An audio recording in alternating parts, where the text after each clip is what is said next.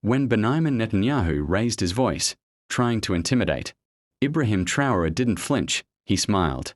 In this explosive fictional debate, global tensions reach their peak as Israel's Prime Minister faces off against Burkina Faso's defiant leader.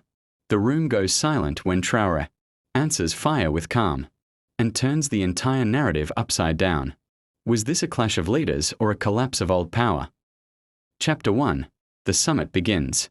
The sun hung high over Geneva, casting long shadows across the glass dome of the United Nations headquarters. Inside, tension crackled like static. It was the first time leaders from Africa and the Middle East were brought together under the banner of New Horizons for Global Unity. But behind the polished smiles and camera flashes, decades of unspoken resentment loomed. Benjamin Netanyahu entered the room with confidence, flanked by advisors, his expression unreadable behind a practiced mask of diplomacy. Across the hall, a younger man stood alone. Ibrahim Traoré, the transitional president of Burkina Faso, wore no tie, no traditional suit, just his military uniform and the unmistakable poise of someone who had walked through fire and come out steel. They had never spoken face to face. Until now. Chapter 2. Tension Spark. The moderator began with pleasantries. But it didn't take long before the conversation turned to the central issue: resource access, military influence, and the shadow of foreign intervention in Africa. Netanyahu's voice was sharp, precise. We have extended our hands in technology, agriculture, and security. But chaos continues to spread. Stability requires strength, not slogans. Traoré didn't blink. He leaned forward slightly, his voice calm but cutting. Perhaps chaos spreads when strength forgets to listen. A hushed silence fell over the chamber. Chapter 3. The Confrontation. You speak of chaos, Netanyahu continued, his tone rising slightly, yet your region is plagued by insurgents, by instability, by coups. How do you expect the world to take you seriously when your own house is not in order? A murmur ran through the assembly. Traoré smiled faintly. My house, Mr. Prime Minister, was set on fire by those who claimed to help build it. Now I am putting out the flames with bare hands, while some stand at a distance and blame the smoke. The metaphor landed with the weight of history. Chapter 4. The Unexpected Storm. The hall was now in a state of hushed chaos. Netanyahu's outbursts still echoed faintly in the minds of those present. Yet what lingered stronger was the haunting calm in Traoré's expression. Camera lights flickered as journalists hurried to adjust their positions, anticipating something monumental. Social media feeds exploded with clips, headlines already framing the debate as the defining clash of a generation. But neither leader was done. Netanyahu, breathing heavily, leaned over the podium. Mr. Traoré, he said, voice lowered but filled with disruption. Others embraced the chance for renewal. In the heart of Burkina Faso, children learned not just from textbooks, but from the spirit of their leaders' courage. Chapter 9. The Road Ahead. The summit closed not with resolutions, but with possibilities. Netanyahu and Traoré agreed to continue dialogue, to build frameworks for cooperation. Behind closed doors, challenges loomed large: distrust, vested interests, and old rivalries. Yet, for the first time in decades, the promise of a new era shimmered, one where respect, justice, and mutual understanding could redefine global power. Chapter 10. The Calm Before the Storm. As the meeting adjourned, whispers filled the corridors of the UN. Diplomats speculated on the unlikely alliance forming between the seasoned Netanyahu and the resolute Traoré. Both men understood. The stakes were higher than personal pride. They were shaping the future of international relations. Behind closed doors, Netanyahu's advisors debated strategies to regain leverage, while Traoré's team prepared to capitalize on the growing momentum from their leader's bold stance. Chapter 11.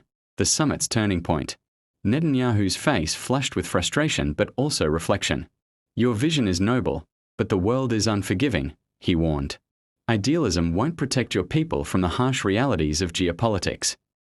Traoré met his gaze steadily. Perhaps. But it is the harsh realities that need to be reshaped, not accepted blindly. We refuse to be pawns in an old game anymore. Their exchange was more than words. It was a battle of wills and hopes. The room, once tense, now hummed with a new energy, an awakening.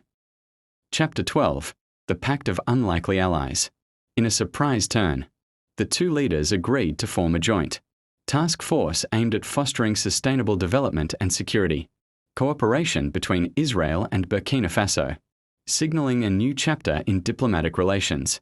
The pact was hailed by some as visionary, while others warned it was premature and risky. Yet the symbolism was undeniable, a historic bridge being built across continents. Chapter 13. Echoes beyond the chamber. Across Africa, communities celebrated Traoré's courage. In Israel, debates ignited on the merits of this unexpected partnership. Globally, the summit was dissected endlessly in newsrooms and think tanks. Young people, in particular, found inspiration in the narrative of defiance and dialogue. Chapter 14. Winds of Change. Back in Burkina Faso, Traoré's leadership began to take on new dimensions. Empowered by his international recognition, he pushed for reforms that tackled corruption and encouraged foreign investment on his terms. The youth rallied behind him, their hope rekindled. "We are no longer bystanders," they chanted in streets and online forums. "Our voices matter." Chapter 15. Challenges within. Meanwhile, Netanyahu faced increasing opposition at home. Hardliners questioned his engagement with Traoré, accusing him of compromising Israel's security. In private meetings, Netanyahu defended his vision. Strength isn't just military might. It's also building alliances that transcend old conflicts. Chapter 16. The Global Ripple. Internationally, the joint initiatives between Israel and Burkina Faso sparked interest. Development programs in renewable energy, agriculture, and education flourished, becoming models for South-South cooperation.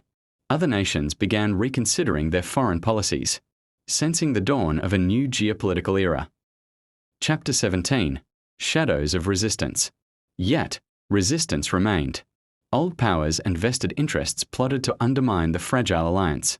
Disinformation campaigns and covert operations aimed to destabilize the progress. But Traoré and Netanyahu remained steadfast, aware that the greatest battles were yet to come. Chapter 18. The summit's legacy. Years later, historians would look back at this summit as the moment when old paradigms began to shift. The clash between two leaders was more than drama. It was the catalyst for reimagining global leadership. Their story was taught in schools, discussed in parliaments, and celebrated in communities. Chapter 19. Foundations of a new era. With the momentum gained, Traoré and Netanyahu spearheaded initiatives that emphasized mutual respect and equitable development. Their task force launched programs focused on education exchanges, technology sharing, and joint peacekeeping efforts. These programs were met with enthusiasm from many developing nations eager to break free from the shadows of dependency. Chapter 20. Bridging Worlds. The relationship between Israel and Burkina Faso became a symbol of bridging vastly different worlds, politically, culturally, and economically. Traoré's vision of African self-determination, combined with Netanyahu's experience in diplomacy, began to reshape narratives in international forums. The world watched as former adversaries found common ground, inspiring others to follow suit. Chapter 21. Trials and Triumphs. Despite progress, the journey was fraught with setbacks. Internal political struggles, unexpected crises, and global economic shifts tested their resolve. Yet, each challenge strengthened their commitment to a future defined, not by conflict but by cooperation. Chapter 22. The People's Movement. Grassroots movements blossomed, echoing the leaders' calls for justice and equity. Social media campaigns, cultural festivals, and educational programs spread their message far and wide. Young people especially embraced this vision, fueling a global wave of activism. Chapter 23. The Power of Dialogue. Netanyahu and Traoré continued to engage in dialogue, often meeting in neutral locations to strategize. Their personal relationship evolved from wary respect to a powerful alliance. They showed the world that even the most unlikely partnerships can reshape history. Chapter 24. The Evolving Leadership. Fostered new alliances and strengthened its global, standing through peace initiatives and technological collaboration. Chapter 33. Eternal Legacy. As they aged, both leaders reflected on their journey, from confrontation to collaboration. Their story was taught worldwide as an example of how empathy and dialogue could overcome even the deepest divides. In their twilight years, they often met quietly, celebrating a future they had helped build, a future where hope outweighed fear. Chapter 34. A world transformed. The changes set in motion by their alliance rippled through generations. Borders became more than lines on a map. They symbolized shared history and collective destiny. The world had witnessed a transformation, not just of policies, but of hearts and minds. Chapter 35. The Final Word. Their story concluded not with a victory or defeat, but with a lasting question to humanity. What will you do with the power of dialogue? Traoré and Netanyahu showed that courage isn't always loud. Sometimes, it's the quiet strength to listen, understand, and change.